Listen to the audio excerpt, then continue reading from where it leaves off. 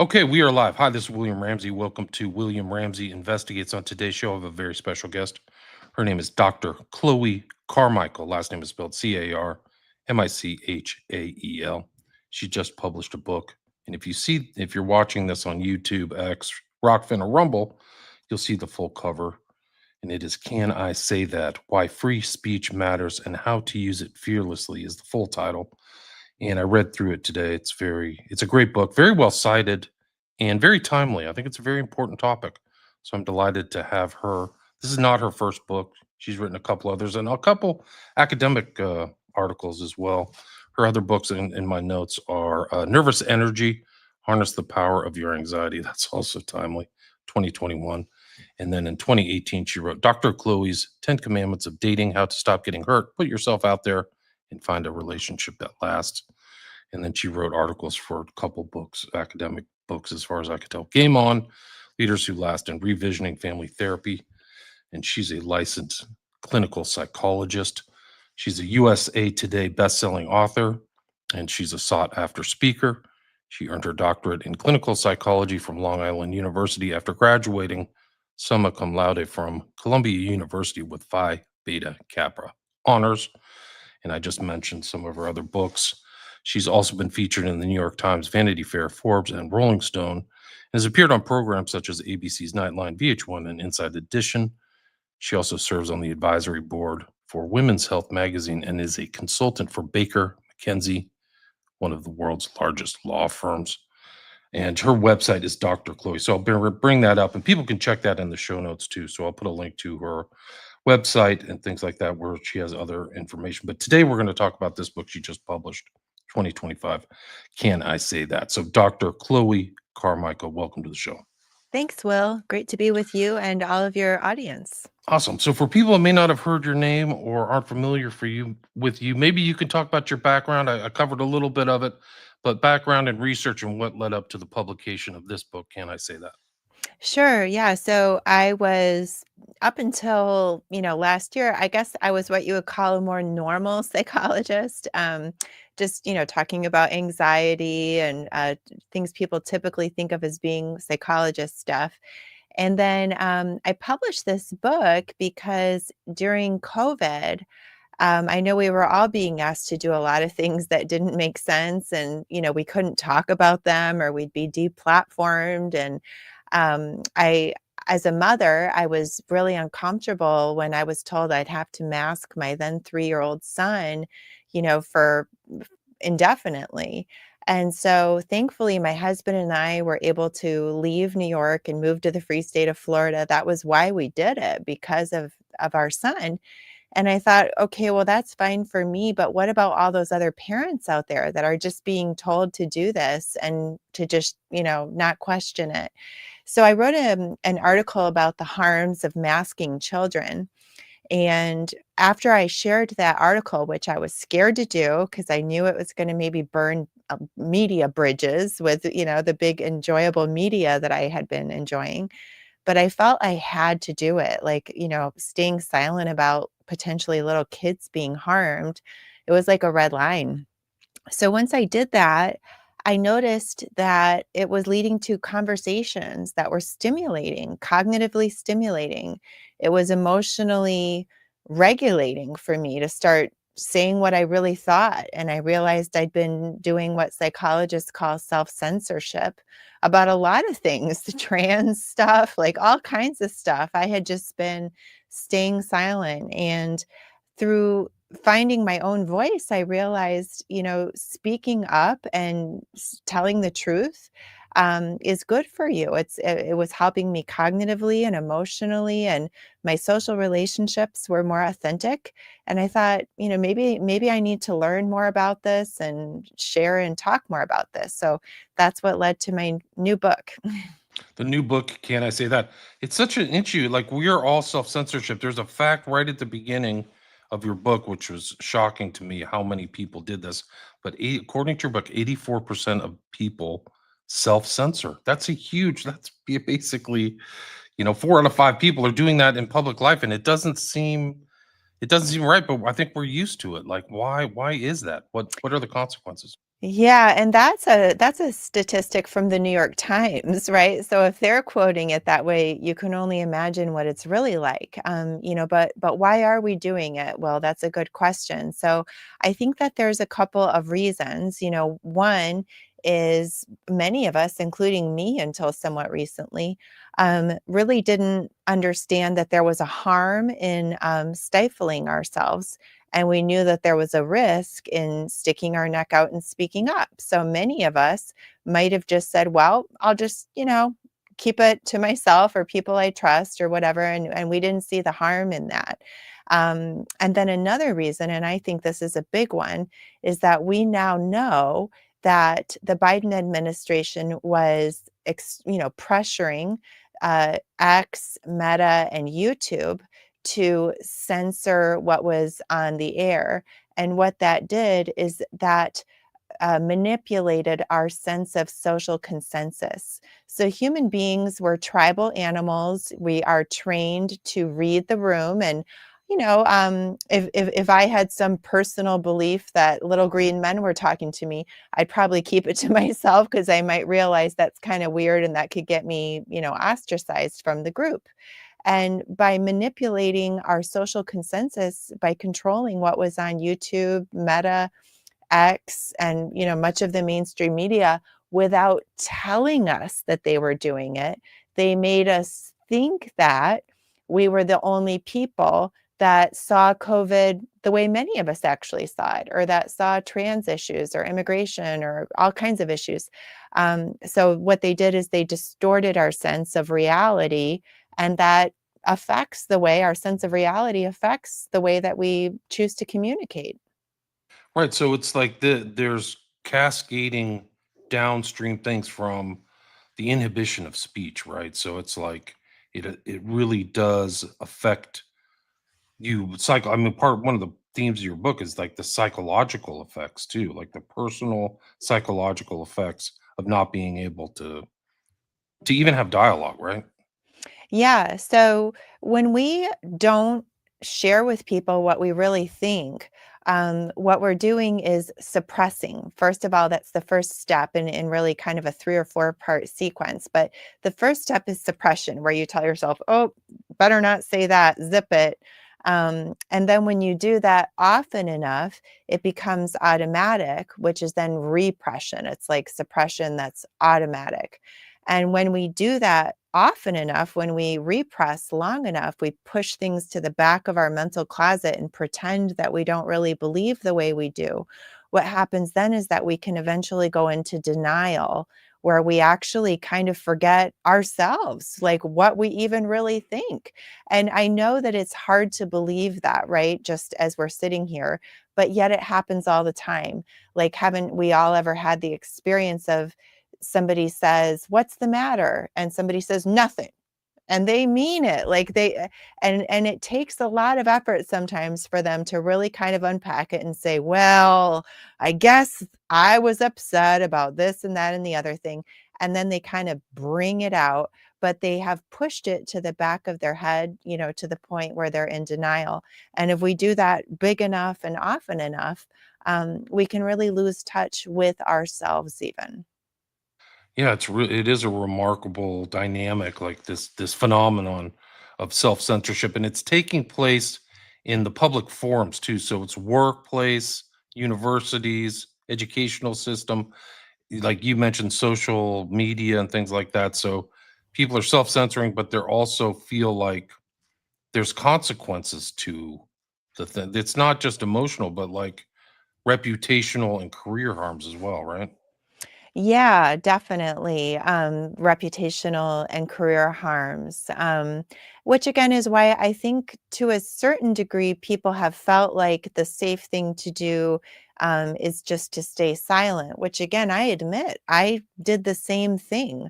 Um, I I got, as you mentioned, summa cum laude at Columbia and got admitted to a very elite PhD program. I did not accomplish that by saying what I really thought, right? I built really big relationships in the media. I did not accomplish that, by saying what I really thought. It's unfortunate, but our universities, I share this some statistics in the book.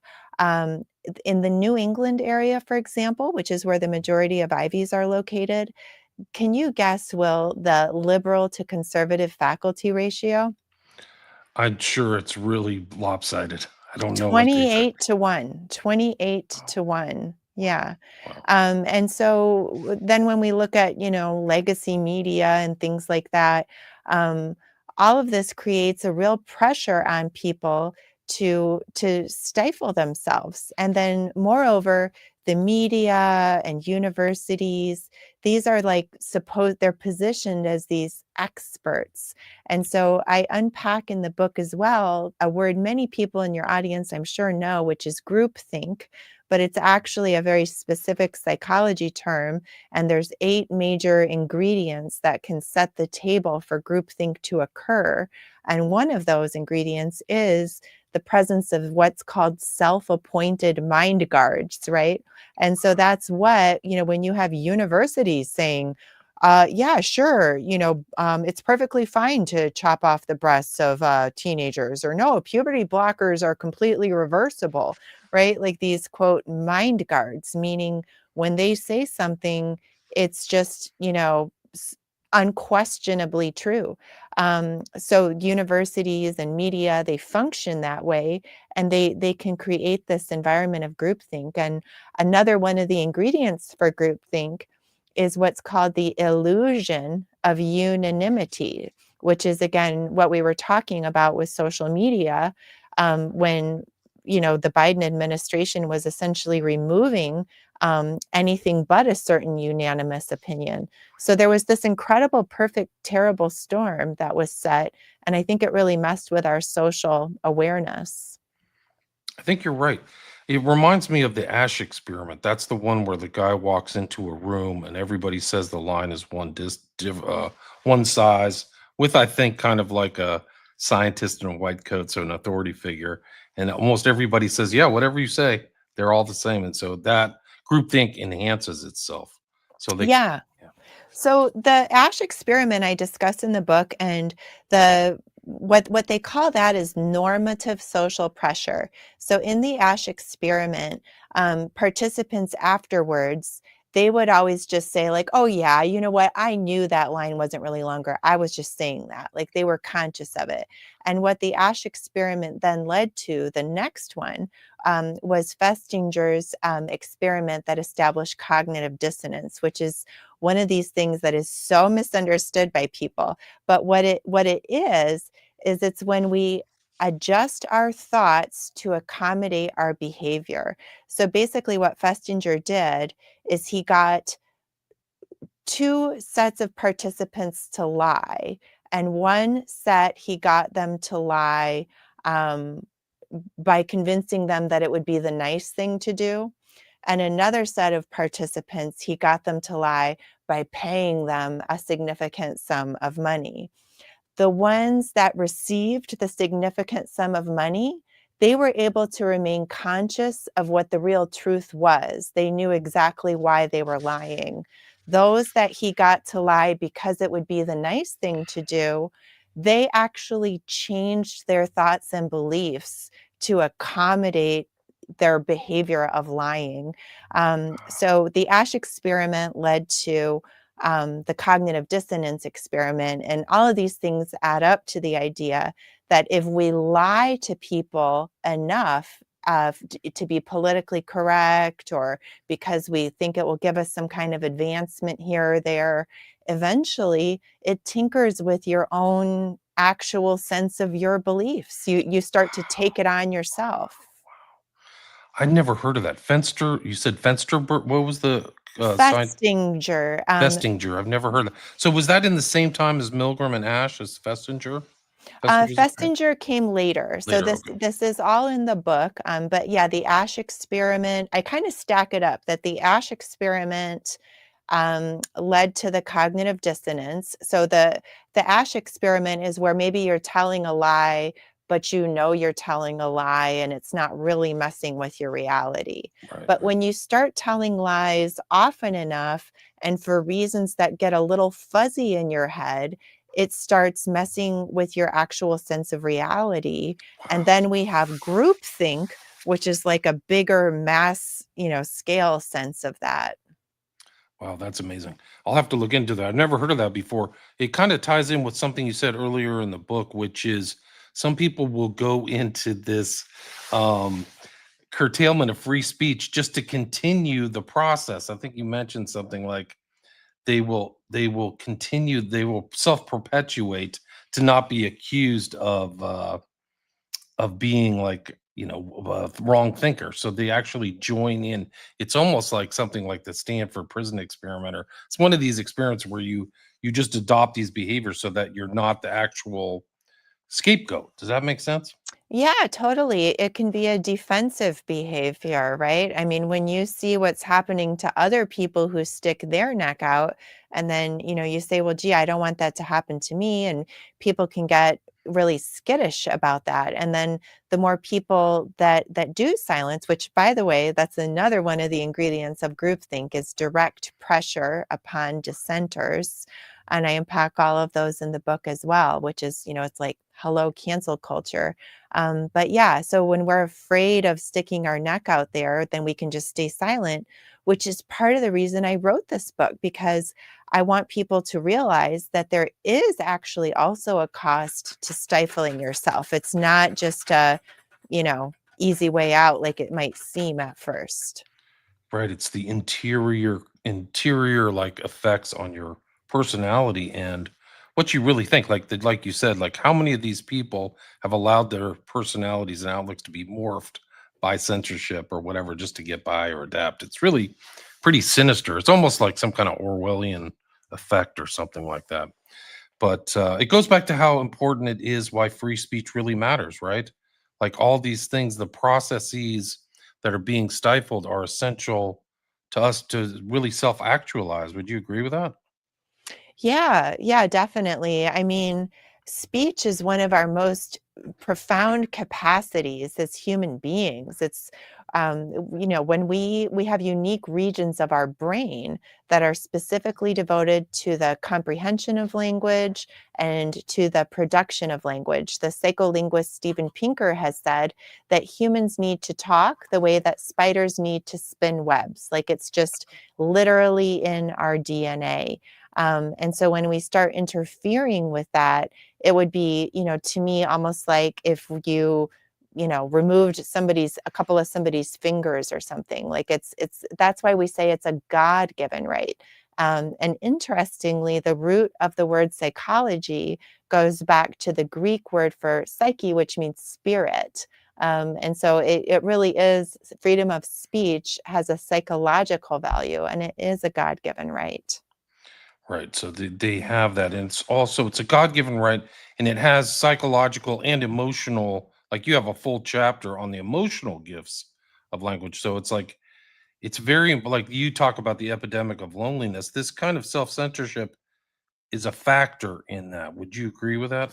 Yeah, definitely, definitely. So emotion, is we emotionally regulate through speech, and this is neurologically measurable. So the amygdala, for example, is the part of the brain that gets active during times of fear.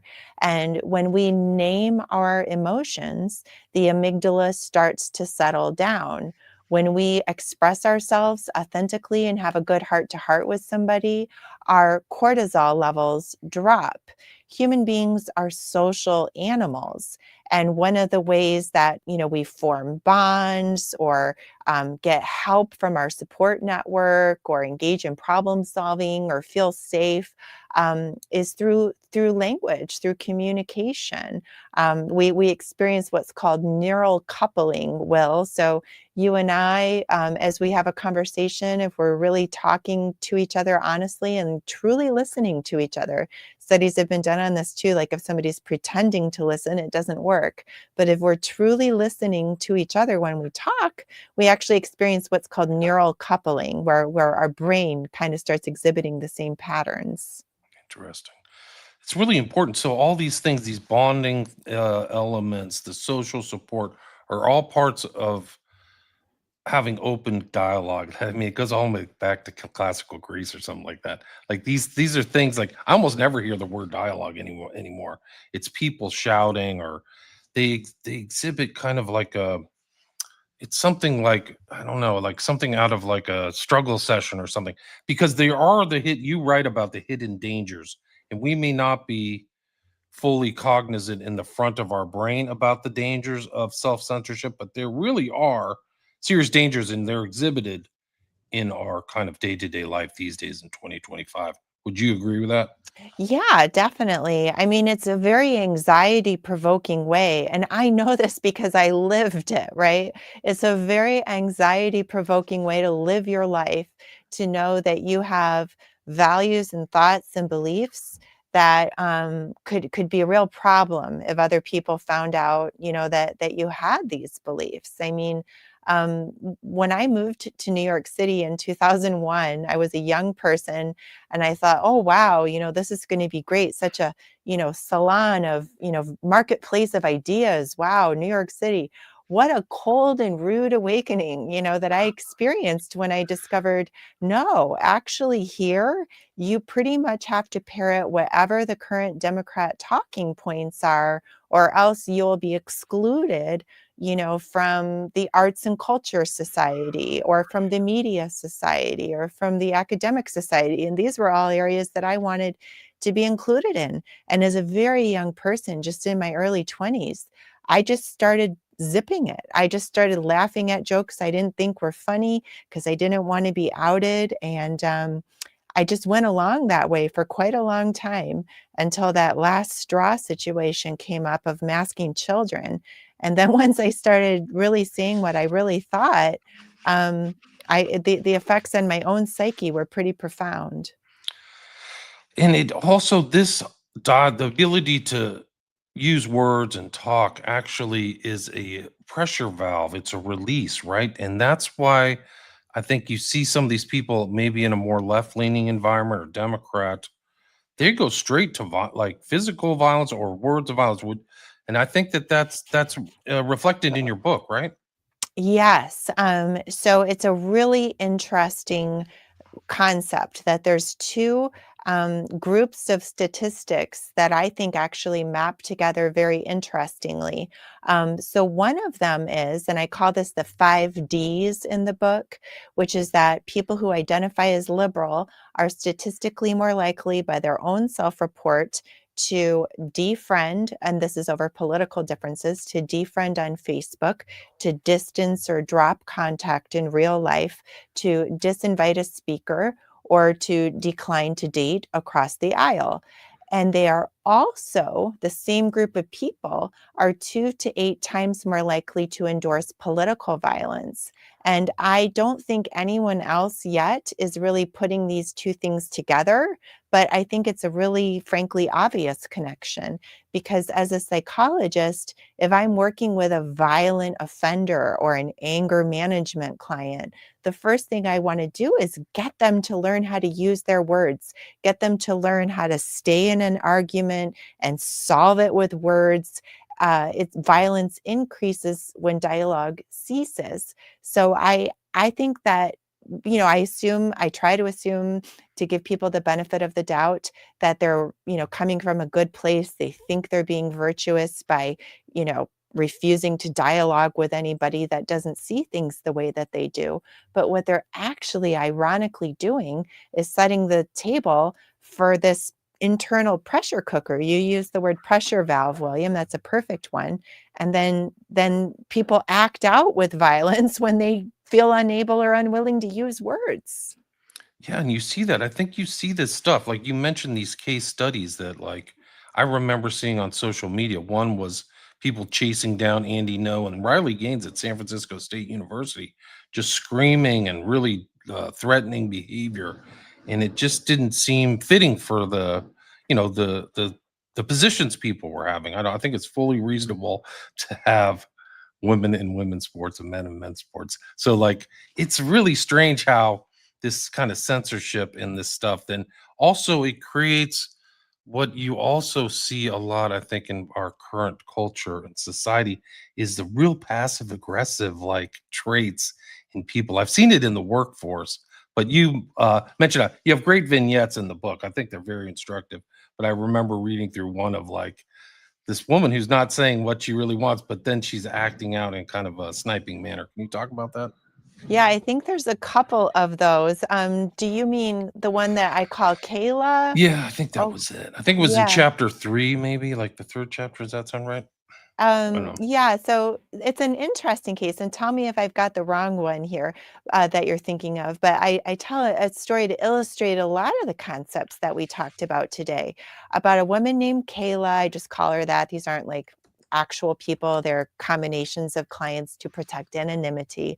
But I tell a story about a young woman named Kayla that comes from kind of a traditional values family. And like so many young people in that situation, she goes off to college, takes a gender studies course, and suppresses herself at first when the teacher says things like, well, men are pigs, and if, women, are superior, and all these different things. And at first she's actively holding herself back.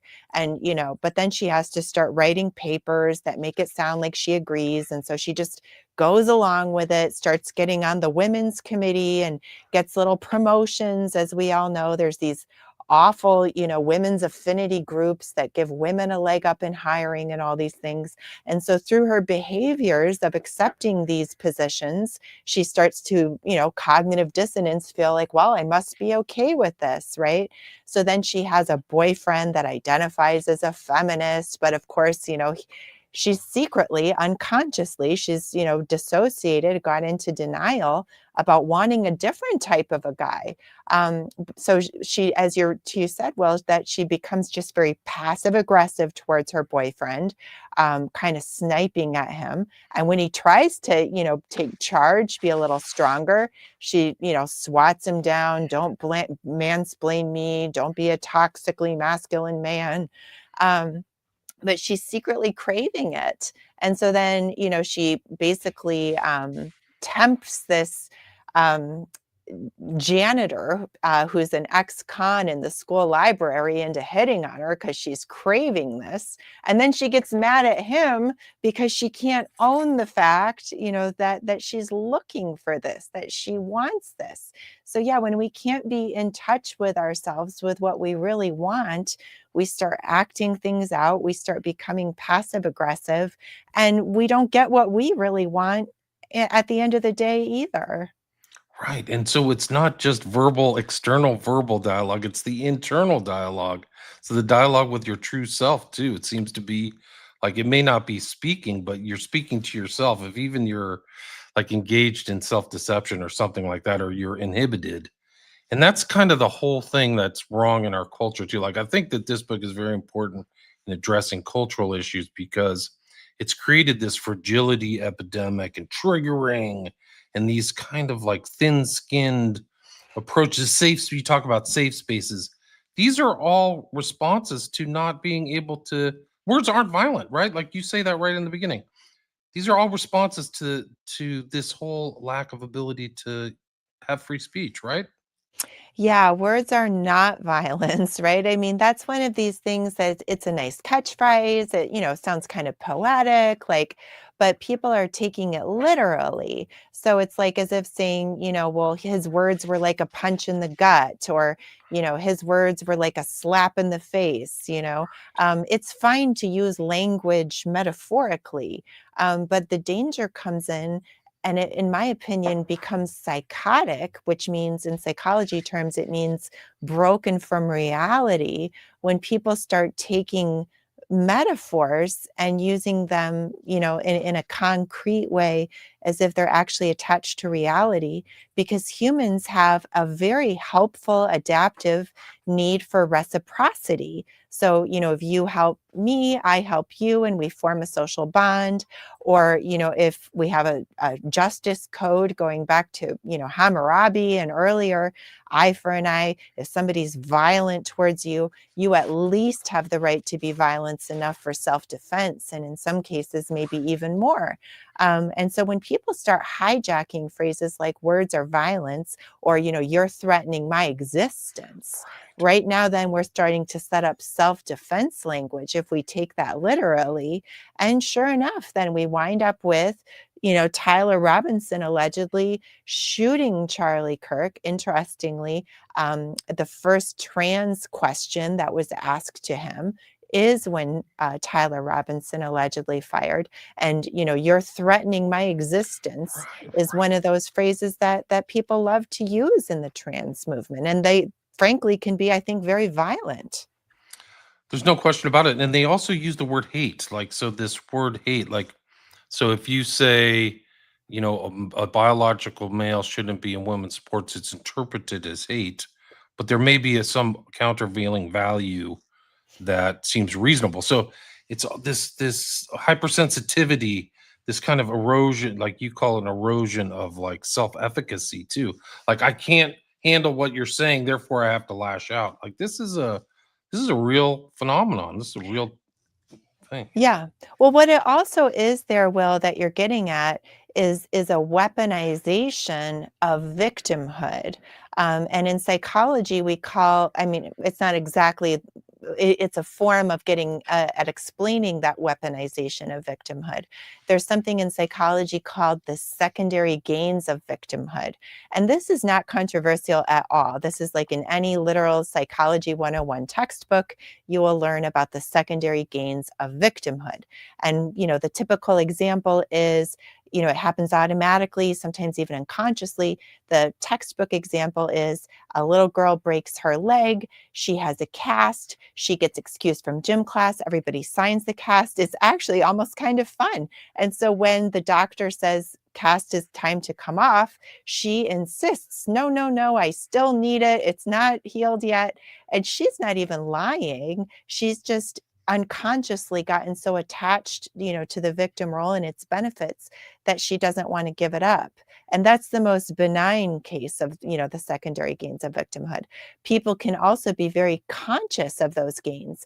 And like you said, then they can then say, well, I don't like what you're saying. I don't want to engage with you on the merits. But if I say that you are being hateful, then I am a victim. And therefore, you now have to stop talking. I can weaponize my victimhood. Ironically, the biggest bullies, I think, are usually the people that are calling someone else a bully as a strategy to silence them. To me, like that's the real bullying. Good point. So it's like the victim is the bully. Like that's the whole thing. Like I'm a victim. Truth Seekers asking, I'm a few minutes behind, but I'd love to hear her take on the difference between free speech and threatening speech, or maybe hate speech could be synonymous with that. Do you have a take Yeah, on that? absolutely. And I'm so glad that this question came up because one of the things that I explain in the book is that uncertainty always increases anxiety. And so it's really helpful to have a very clear, no nonsense understanding of what exactly we mean by, free speech and how does that map onto, does that mean that we can use our speech to say, let's meet at 5 p.m. and beat the hell out of so and so? No, of course that's not covered by free speech. Now, I might express beliefs or ideas that somebody thinks are hateful or that somebody thinks are threatening, but that's part of life. Somebody else out there can say that they think women are stupid. I can live with that. It's a different thing, of course, than if somebody says, well, again, let's meet at 5 p.m. and baseball bat groups of women. That's threatening in the physical sense of an incitement and a plan of action for violence. So speech that is specifically, and I don't mean, again, metaphorically in this words are violence, you're threatening my existence type of thing. I mean, when somebody says, I'm going to put my hands around your neck and squeeze till you die, that's threatening speech. Telling me that, you think women are stupid, that might make me feel psychologically threatened, but that's not threatening in the legal sense of the word. Right. So there is definitely a difference. And I think you go into that in one of the chapters, if I remember. But this book isn't just addressing a lot of the problems surrounding censorship and free speech. You have significant parts of the book that provide solutions, right? So you're providing insights and means and work sheets to help people work through things, right? Absolutely, yeah. So, part one of the book is all about why we should care about free speech, the cognitive, emotional, and social benefits of speaking up, as well as the costs of self censorship. And then, part two, now that I've hopefully gotten people interested and excited to do it, part two is how, not only how to speak up, there's over a dozen techniques of how to speak up in a variety of challenging situations, whether it be at the workplace or at a university or at, kind of a high pressure soccer moms club. And then there's also a lot of techniques for how to listen respectfully. Because frankly, let's not pretend, right? We all struggle. I do. If somebody's standing in front of me saying a bunch of nonsense and it starts to get personal or heated, I can start chomping at the bit, wanting to get my part in as well. I think we all can. Um, so to have good, true dialogue, if we want people to listen to us, we also have to be willing to listen to them too. So the book has techniques for both. Right. So people can check it out. It's not just well, you're addressing the problem with, but you also have solutions to it. And that, I think one there's a comment here. Is that why Ray's asking? Is that the psychology in why so many people are masking up? I don't know. Maybe that's because of like they're just compliant to the thing. Maybe masking actually has kind of a free speech aspect because you have a mask on. Maybe it's imposing like censorship, self censorship. I don't know. Do you have any comments on the Ray's comment?